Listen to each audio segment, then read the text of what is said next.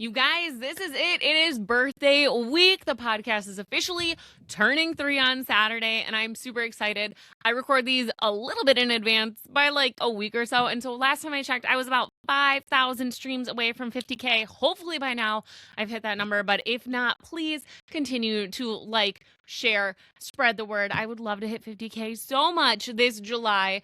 So thanks again in advance. All right, you guys. Well, hey there. Welcome back to the Modern Math Teacher podcast, where we are going to be continuing our summer book study of Math Therapy by Vanessa Vaccaria. And this week, we're diving into chapter 3, Mythbust. Okay, which just makes me think of that show Mythbusters, which I just love so much. Like, shout out to that show, teaching me so many things like running in the rain versus walking in the rain. Anyways, I digress. Okay, so if you've been around education for a while, some of the big ideas in this chapter are going to feel super familiar, right? Growth mindset, neuroplasticity, the idea that intelligence is not fixed, okay? 10 years ago, these ideas were everywhere, 20 years ago even. Every conference, every book study, every classroom seemed to have a growth mindset poster hanging up on the wall, mine included, okay?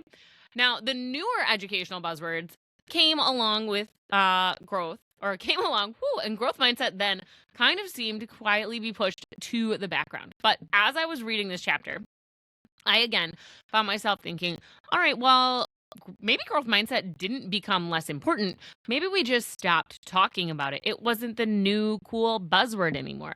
Because really, at the heart of math therapy, I think, is one incredibly important idea. Students can't build a healthier relationship with mathematics if they continue believing unhealthy things about themselves. So let's break in and think about, what does it mean to be good at math? And honestly, I think most students would answer that question very differently than most math teachers.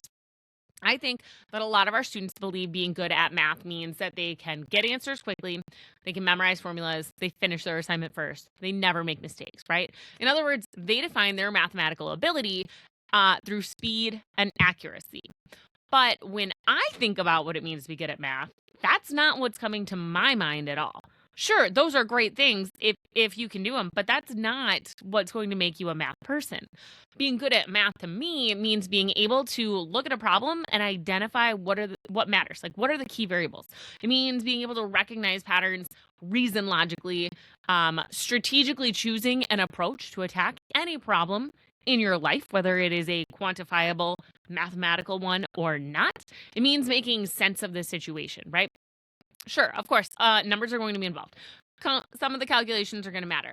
But the mathematics that I value the most is the thinking and the processes and practices, not the actual standard content skill itself, right? So as I reflected on that, I realized that many of our students are operating with this definition of mathematical success that practically guarantees they're going to feel unsuccessful and doesn't match my definition of success. So we've got to norm on this and get into the same headspace. Now, one thing I super loved about this chapter is that Vanessa doesn't just let us stop at the slogan version of growth mindset, because let's be real, my friends, you know I'm always going to keep it real with you. For a long time there, growth mindset became educational wallpaper. It was something beautiful to hang up on the wall, and you could just add the word yet to a sentence, right? Tell your students to keep trying and call it good. But really, students don't develop a growth mindset because we want them to. Students are going to develop a growth mindset because they actually experience the growth and see it for themselves. That's a huge difference, right? So think about this sequence.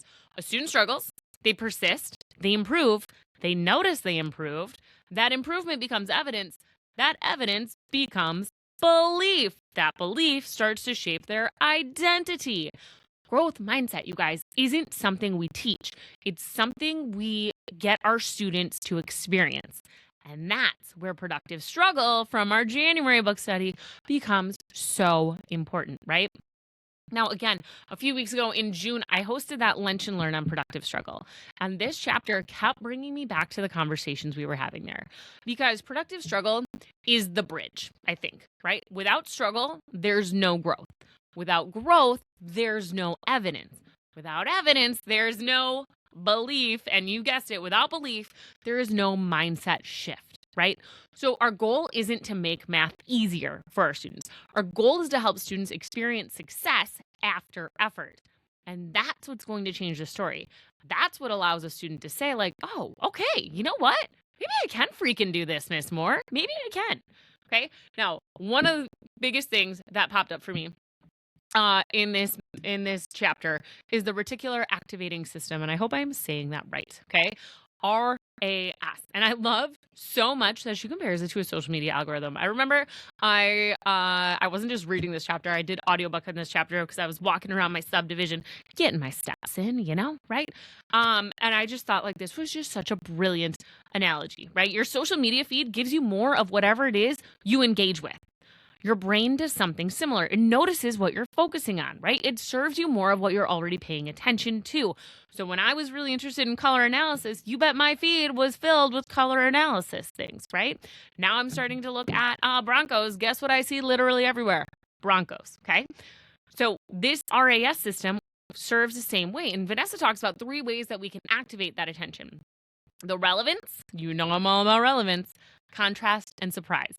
And as soon as I read relevance, friends, you guys, I laughed because literally anybody who knows me knows that relevant is one of the 3 key R's. Keep it real, keep it relevant, keep it rigorous. And in fact, actually, on reflecting on this chapter, I found myself wondering if I actually have a 4th R hidden in there. Relationships, because everything is built on relationship. Relationship is often what makes the other 3 R's that I preach about possible. Okay. Now, the idea of RAS, like I said, became really real for me this week. My husband and I, like I said, we were talking about what kind of vehicle I might eventually get when it's finally time to retire my mom-mobile, my minivan, my blue Dory. And suddenly I started seeing that Bronco literally everywhere. Everywhere I looked, I was like, there's a Bronco, there's a Bronco, there's a Bronco. And the funny thing is, you guys, those vehicles were literally already there, right? I wasn't noticing them before. What changed wasn't the world around me. What changed was my attention, right? I had told my subconscious, my RAS, that like, oh, I'm interested in maybe getting a Bronco one day. And so now my RAS is constantly seeking that out everywhere. Right? It changed my attention. And isn't that exactly what happens with our students, right? If a student believes I'm bad at math, then their brain becomes very good at collecting evidence to support that belief. Every mistake they make, every wrong answer, every time that they struggle gets added into that evidence pile.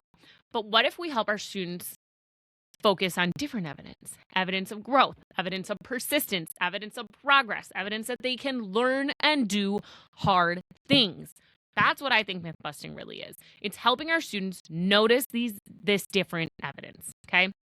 Another thing I loved about the toolkit in this chapter, so freaking practical. I'm all about keeping it like as real, straight shooter as I can. And listen, Vanessa delivers on that, right? She talks about reflection, talks about journaling, she talks about highlighting mistakes. I love doing my favorite mistake. Those ideas really resonated with me because I've already seen their power in my classroom, right? Last year, my intervention students regularly participated in math therapy journaling. I did it basically every Monday. And one of the most powerful parts wasn't actually the writing itself. It was the opportunity to stop and notice. They noticed their growth. They noticed their progress. They notice changes in their thinking, because growth that isn't noticed doesn't become evidence. And evidence, again, is what is going to change their beliefs. So I really loved her emphasis, especially on the highlighting mistakes. As you know, I'm a huge fan of my favorite mistakes because mistakes aren't evidence that we're failing. They are evidence that we are learning. So that just super stuck with me. All right, you guys. Now, wrapping this up, if I had to think about this chapter in just one sentence, it would be this. Our students don't need more motivational posters. They need more opportunities to collect evidence that growth is possible.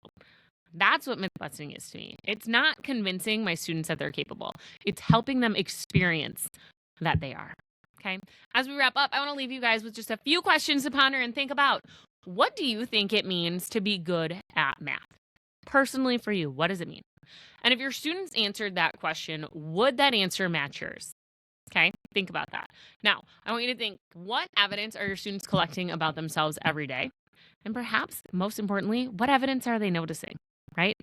This week's challenge is going to be simple. I want you to choose something to intentionally notice this week. Maybe it's math in the real world. Maybe it's examples of productive struggle. Maybe it's moments of student growth. Then head over to our Facebook group, share with all of us what you've discovered. And I'd love to hear your answer to this question. What does it mean to be good at math? Remember, if you haven't picked up the book yet, it's amazing. Go get your hands on it. Run to the library if you don't think Amazon Prime's going to get it to you fast enough. Grab a physical book or the audiobook using the links in the show notes. For the rest of our July book study, which we are wrapping up with an interview with Vanessa herself. Super excited for that.